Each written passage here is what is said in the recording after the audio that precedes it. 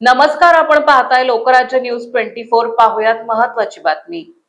पुणे जिल्ह्यातील भोर तालुक्यातील हातवे तांभाड रस्त्यावर देऊळवाडी जवळ झालेल्या भीषण अपघातात दुचाकीवरील आजोबा आणि 9 वर्षाच्या नातीचा मृत्यू झालाय। पाठीमागून भरधाव येणाऱ्या डंपरने दुचाकीला जोरदार धडक दिल्याने हा अपघात घडला। या घटनेमुळे परिसरात हळहळ व्यक्त केली जात असून कुटुंबियावर दुःखाचा डोंगर कोसळला आहे। शिवाजी नामदेव शिळीमकर वय वर्ष 69 आणि तन्वी नितीन शिळीमकर वय वर्ष 9 दोघेही राहणार आरोह गार्डन जवळ आंबेगाव रोड पुणे, मूळ राहणार तांभाड अशी अपघातात मृत्यू झालेल्यांची नावे आहेत। पोलिसांनी दिलेल्या माहितीनुसार शिवाजी शिळीमकर हे आपल्या नाती तन्वीसह दुचाकीवरून आंबेगावहून मूळ गाव तांभाडेकडे निघाले होते।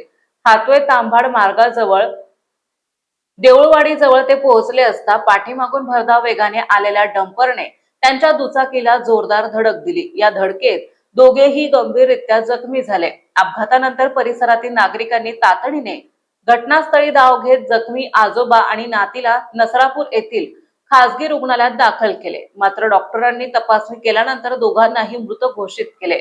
या घटनेची माहिती मिळताच राजगड पोलिसांनी घटनास्थळी धाव घेत पंचनामा केला। या प्रकरणी डंपर चालक आकाश शिवाजी भुसने यांच्या विरोधात राजगड पोलीस ठाण्यात गुन्हा दाखल करण्यात आला असून पोलिसांनी त्याला ताब्यात घेतला आहे।